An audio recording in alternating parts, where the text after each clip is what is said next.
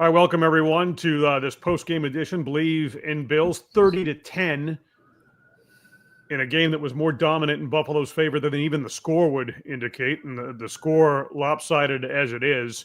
30-10 over the New York Jets. Adam Benigni, WGRZ TV, Sports Talk Live. Sal Maiorana, Rochester Democrat and Chronicle, who is down at MetLife.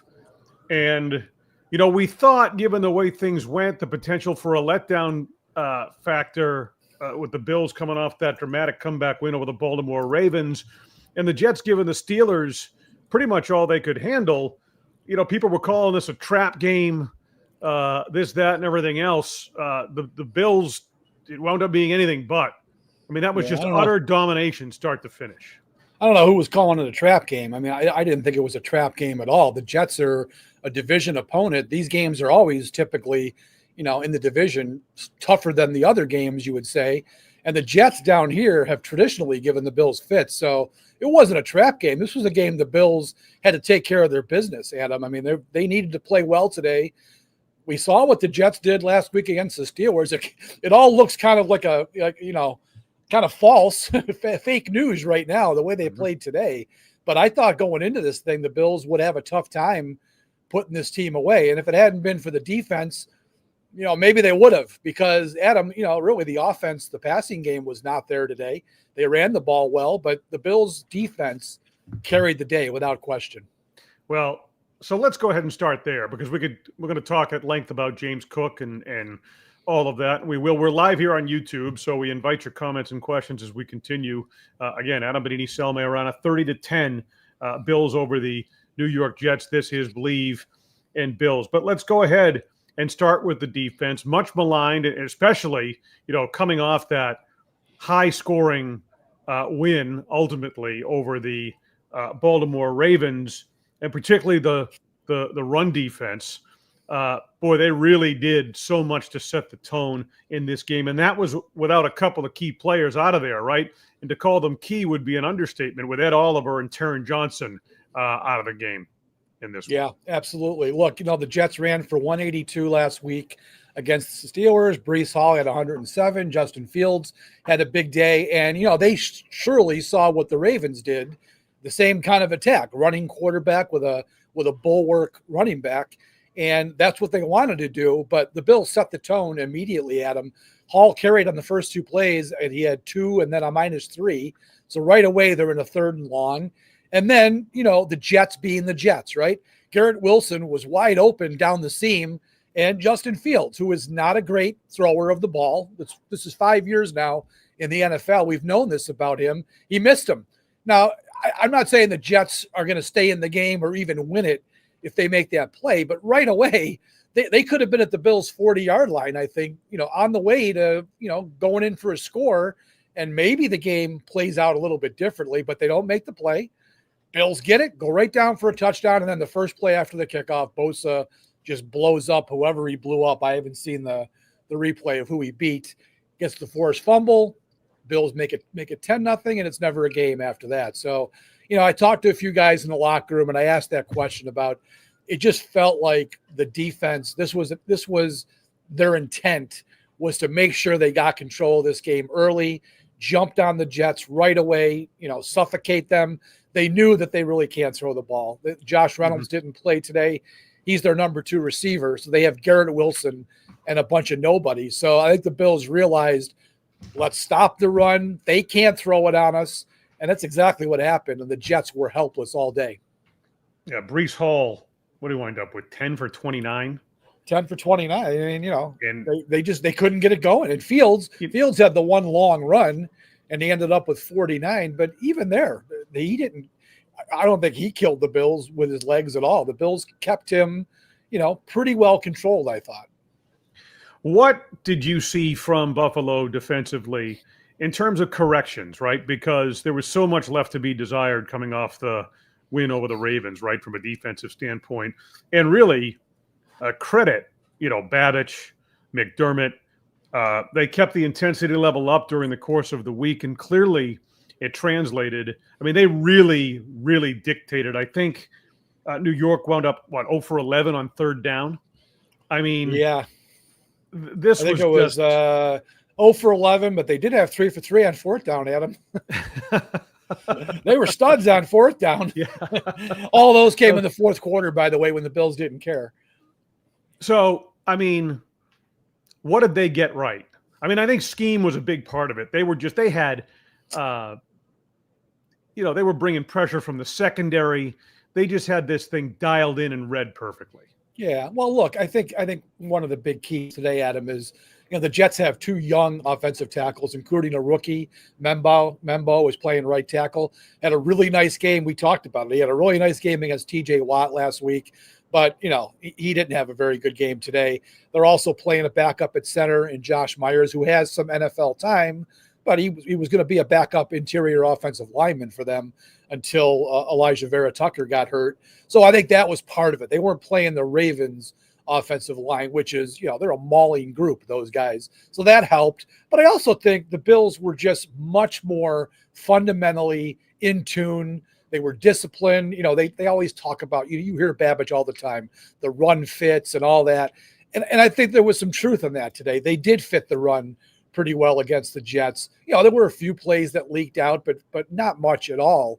They really did a great job of locking it down. And then, like I said, once the Jets got to third down, they just couldn't throw the ball.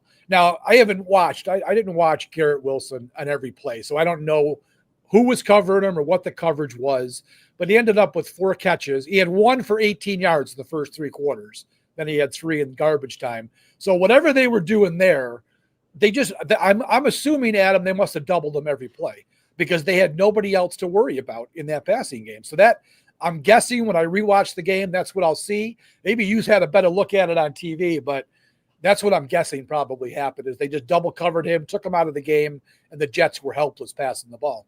Yeah, they really, really did so much to limit him, and the coverage was, very impressive. I thought Trey White, had himself a decent game, and I thought Cole Bishop had a little bit of redemption as well. Yep. We can get into more of that, but I mean, as long as we're talking about what happened defensively in this football game, I mean, Joey Bosa's got to be near the top of the list, right? I mean, that's an example of a game of the reason why you go out and take a 1-year flyer on him and hope he can stay healthy. Because if he is, he can have a serious impact.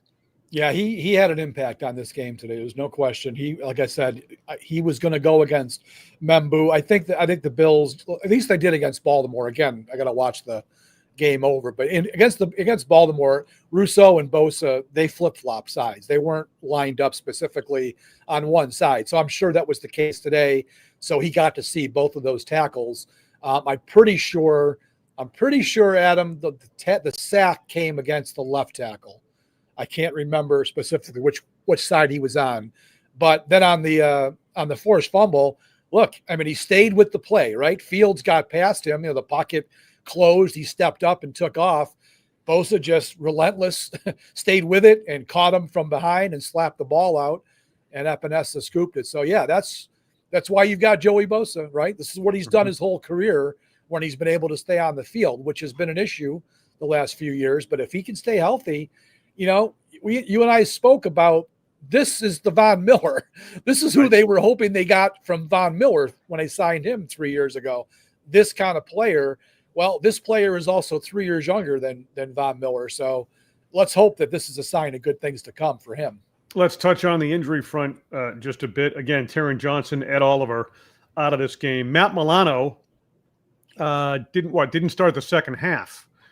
So, he didn't play in the second half. Yeah. Something I missed McDermott because, the Bills PR department, Adam, didn't bother telling us in the locker room that McDermott was going. So I'm not even sure who was down there to ask questions. I was not, but I did hear after the game that somebody asked him about Milano and he said he was hurt.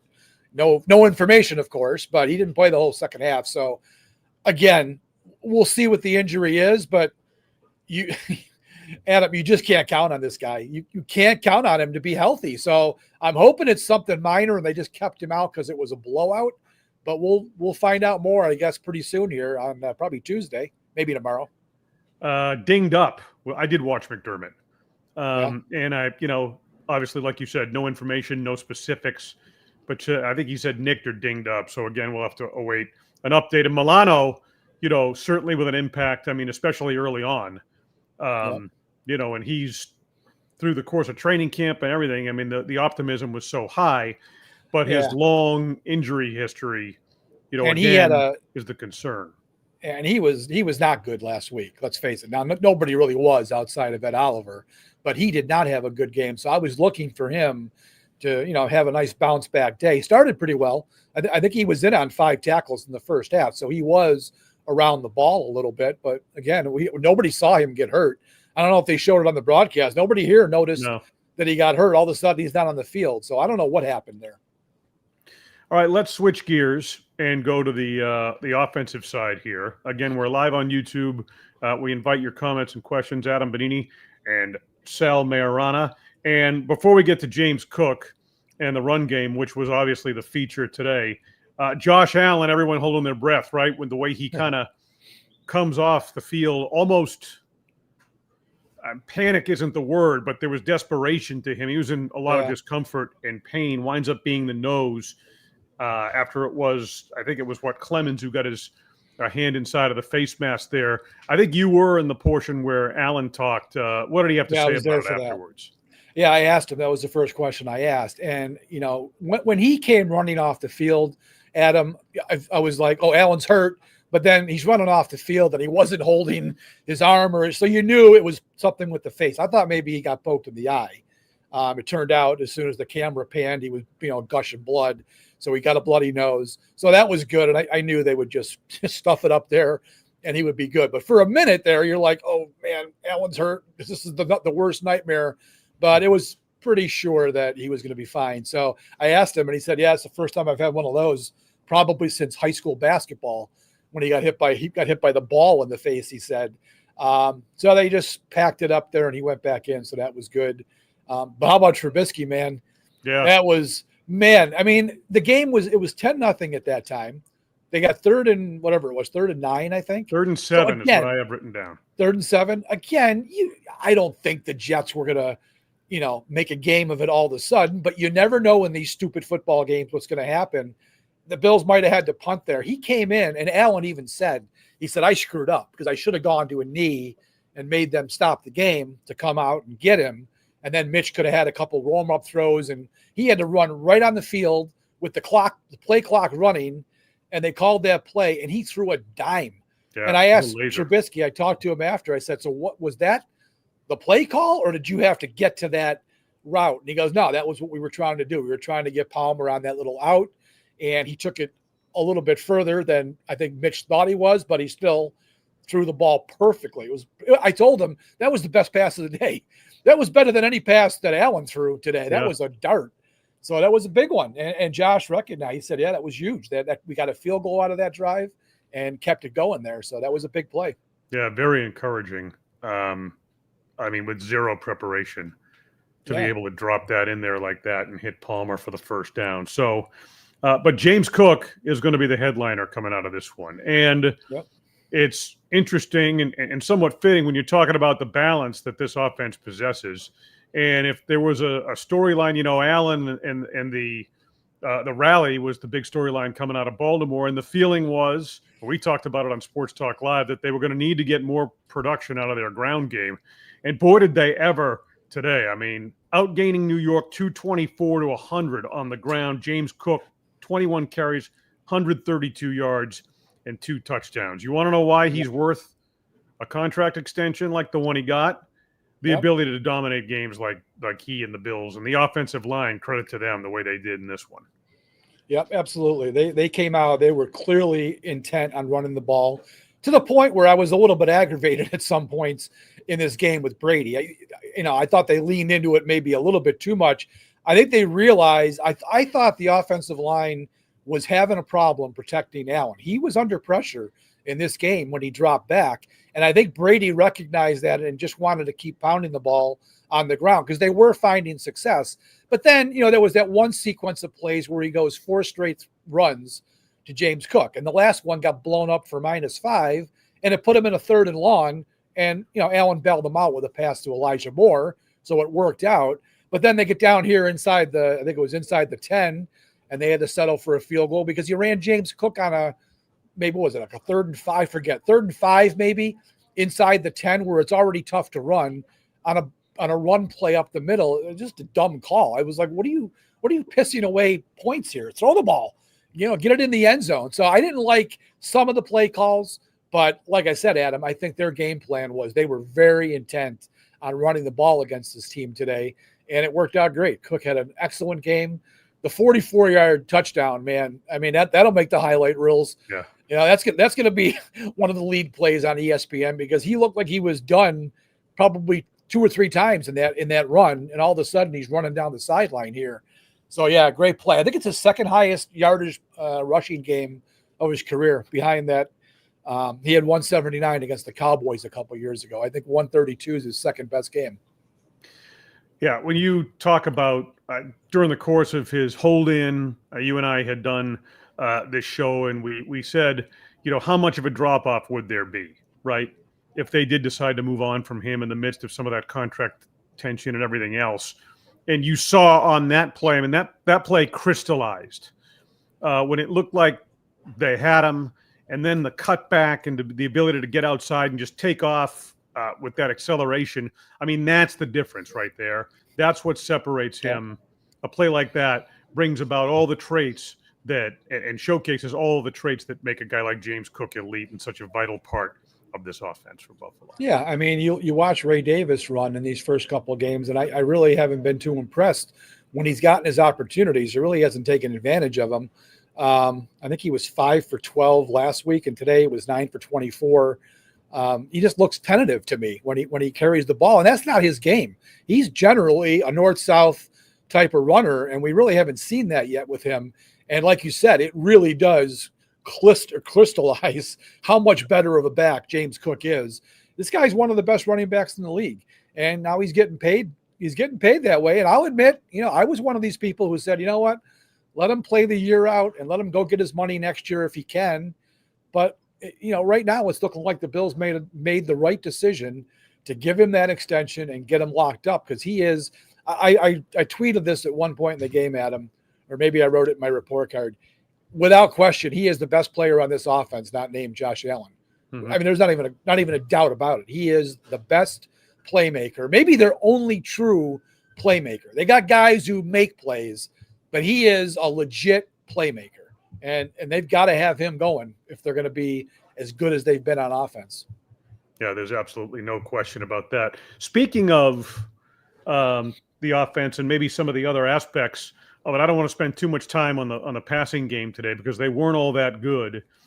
But what did you think of guys like a Josh Palmer, for example, or an Elijah Moore? It was good to see Moore, kind of sort of come to life and produce. Yeah, you knew they wanted to get Moore a touchdown. He played for the Jets for a couple of years. I think the Jets were the team that drafted him. Then he went to the Browns. So they wanted to get him, involved. He made the real nice play, the one I mentioned earlier, the 31-yarder down the sideline here. That was a big play. Got him out of a tough third down.